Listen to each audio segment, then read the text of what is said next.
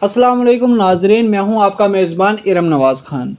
नाजरीन, आज का हमारा जो मौजू है जिस पे हमने गुफ्तगू करनी है वो मौजू है हमारा मिर्ज़ा हादी रुस्वा का नावल अमराव जान अदा। इस नावल का आज हमने ख़ुलासा देखना है, तो आइए हम इस नावल का ख़ुलासा देखते हैं।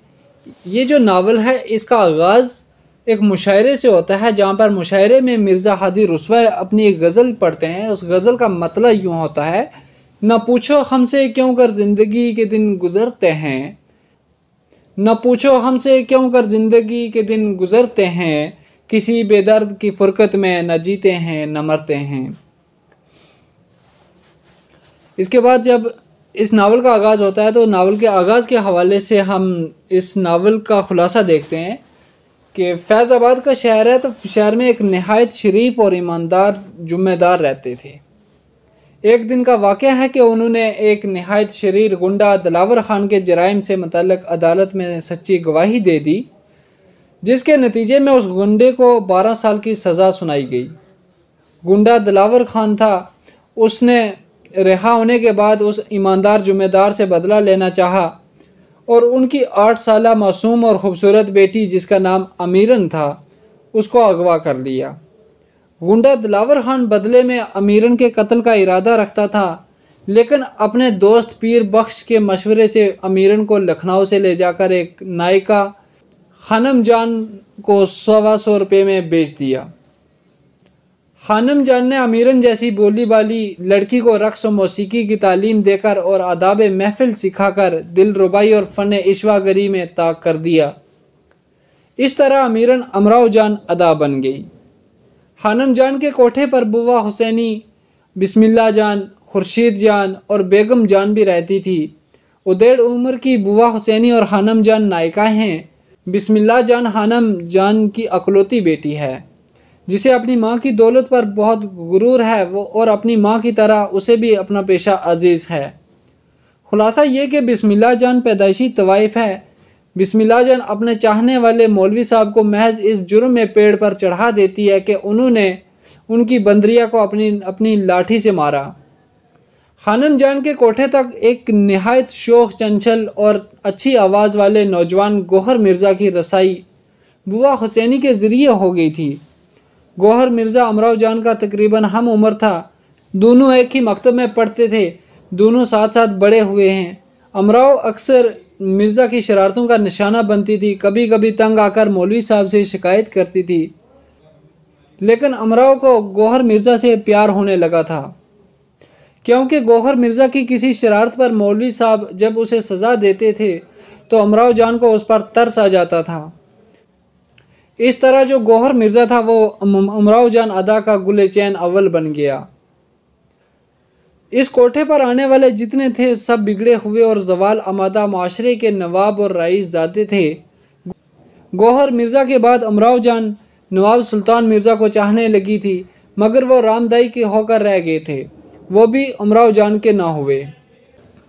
और फिर अमराव जान अदा डाकू फैज़ अली फैज़ू के राब्ते में आ जाती है और फैज़ू उससे भी बेपनाह मोहब्बत करने लगता है और अमराव जान को कोठे से ले उड़ता है। रास्ते में फैज़ू और उनके साथियों को राजा दयान सिंह के आदमी जो हैं वो उसे घेर लेते हैं, जिसकी वजह से फैज़ू को अमराव जान अदा को छोड़कर भागना पड़ता है। उन लोगों के फ़रार होने के बाद अमराव जान अदा कानपुर पहुंच जाती है, जहां उसकी मुलाकात रामदाई से होती है, जो अब नवाब सुल्तान बेगम की बेगम बन चुकी है। हालांकि किसी ज़माने में वो भी अगवा करके लाई गई थी। और फिर खानम जान के लोग यानी बुआ हुसैनी और गौहर मिर्ज़ा कानपुर पहुंचकर वापस अमराव जान अदा को लखनऊ ले आते हैं। लखनऊ में जब गदर हुआ तो अमराव जान अदा शाही दरबार से मुतल्लिक़ थी। वाली औद नवाब बुरजेश कदर की 11वीं सालगिरह में शरीक थी। जब अंग्रेज़ों ने इनकलाबियों को तितर बतर कर दिया तो अमराव जान अदा लखनऊ छोड़कर फैज़ाबाद चली गई थी। फैज़ाबाद में भी अमराव जान अदा ने बहुत शोहरत व मकबूलियत हासिल की, यहाँ तक कि एक दिन अमराव जान अदा खुद अपने घर मुजरे के लिए बुलाई गई। अमराव जान अदा की माँ ने अमराव जान अदा को देखकर पहचान लिया और फिर दोनों एक दूसरे से लिपट कर खूब रोई, लेकिन अमराव जान अदा का भाई गुस्से में आकर तलवार निकालकर कत्ल करने के दर पे हुआ, मगर असल वाक़ा जब उसने जाना तो उसने छोड़ दिया। अमराव जान अदा फिर लखनऊ चली आई। इस बार यहाँ का एक नवाब महमूद अली ने यह दावा कर दिया था कि अमराव जान अदा उसकी बीवी है। अकबर अली ख़ान की वजह से अमराव जान अदा को महमूद अली से निजात मिली और फिर 3 साल अमराव जान अदा अकबर ख़ां के घर ही रही। अकबर अली ख़ां के घर से निकलकर अमराव जान अदा ने अपने तौर पर कारोबार शुरू कर दिया।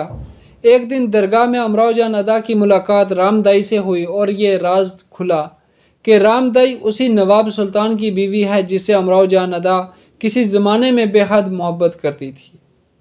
एक दिन अमराव जान अदा अपने दोस्तों के साथ बख्शी के तालाब पर सैर करने गई हुई थी। वहाँ उसने दिलावर खान को खुरपी से कुछ खोदते हुए देखा तो अमराव जान अदा ने पुलिस को दिलावर खान के करतूतों से आगाह किया, जिसकी वजह से दिलावर खान गिरफ्तार कर लिया गया और कोई 2 महीने के बाद उसे फांसी दे दी गई। फिर अमराव जान अदा बारगाह खुदाबंदी में ताइब होकर याद इलाही में बाकी ज़िंदगी गुजारने लग जाती है। ये था इस नावल का खुलासा। अब इस नावल के किरदार जो हैं उन किरदारों की पहचान करवा देते हैं कि नावल अमराव जान अदा की जो हीरोइन है वो अमराव जान है, जिसका असली नाम अमीरन है और वो फैज़ाबाद के जुम्मेदार की बेटी है। दूसरा किरदार जो दिलावर खान है, दिलावर खान जो है वो गुंडा है जो अमीरन को अगवा कर लेता है। तीसरा किरदार पीर बख्शिश है। ये गुंडा दिलावर खान का दोस्त होता है। खानम जान का किरदार है जो एक नायिका है। उसी ने अमीरन को 125 रुपये में ख़रीद कर तवाइफ बनाया था और उसका नाम बदल कर अमराव रखा था। बिस्मिल्लाह जान का किरदार है खानम जान की जो अकलौती बेटी है, जो मौलवी साहब को नीम के पेड़ पर चढ़ाती है। उसके अलावा एक बुआ हुसैनी का किरदार है जो उदेड़ उम्र की नायिका है, जो अमराव के लिए ममता का जज्बा रखती है, वही अमराव की परवरिश भी करती है। एक मौलवी साहब का किरदार है जो बुआ हुसैनी के शोहर और बिस्मिल्लाह जान के आशिक और 70 साल के हैं। फैज़ अली फैज़ू ये एक डाकू है जो अमराव को कोठे से लेकर उड़ता है। नवाब शजात अली ख़ान जिनके यहाँ अमराव जान अदा का पहला मुजरा होता है। इसके अलावा एक किरदार राजा दयान सिंह का है, जिसके आदमियों ने फैज़ू और उसके साथियों को घेरा था जब अमराव जान अदा को लेकर वो भाग रहा था। ये था नावल अमराव जान अदा का खुलासा और उसके किरदार। मुझे उम्मीद है कि आपको समझ आई होगी। अल्लाह हाफिज़।